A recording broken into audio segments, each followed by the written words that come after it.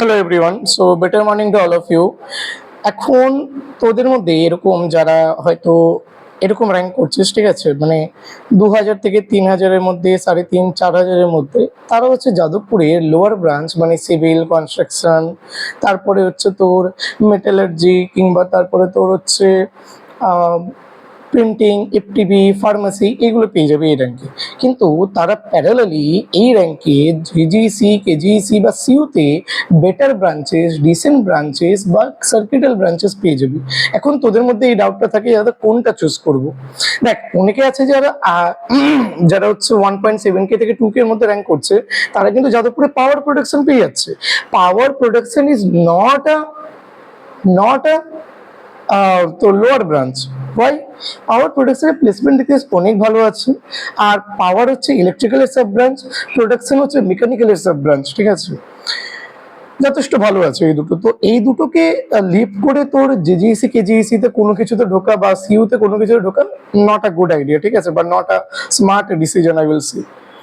আর বাকি রইলো দাদা সিভিল কনস্ট্রাকশন, এইগুলোর উপর ডিপেন্ড করছে পুরোপুরি তোর উপর, ঠিক আছে। সিভিল কনস্ট্রাকশন, এফটিবি, প্রিন্টিং, ফার্মাসি, এইগুলো লোকেরা নেয় কেবলমাত্র যাদবপুরের ট্যাগটা পাওয়ার জন্য, বা যাদবপুরে যা যা এক্সপোজার আছে সেইগুলোকে গ্র্যাব করার জন্য, ঠিক আছে।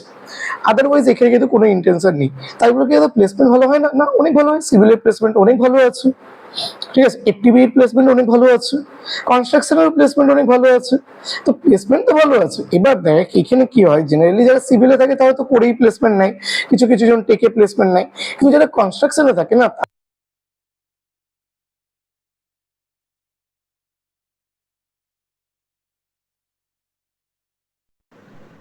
কোডিং প্র্যাকটিস করে তোর টেক কোম্পানিতে প্লেসমেন্ট নেয়, ঠিক আছে।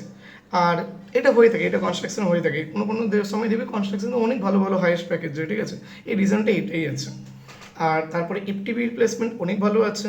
এবার দেখ, প্রিন্টিং বা তোর সিভিল হোক বা কনস্ট্রাকশন হোক বা এফটিবি হোক না কেন, এইগুলো তোর উপর ডিপেন্ড করছে, সাবজেক্টিভ অ্যান্সার আছে। কেউ যদি চাইছিস যে না, আমি এই র্যাঙ্কে, আমি তো সিইউ জেজিইসি কেজিইসিতে আমি হয়তো সিএসি, ইটিসি, আইটি কিংবা ইলেকট্রিক্যাল এগুলো আমি পেয়ে যাবো।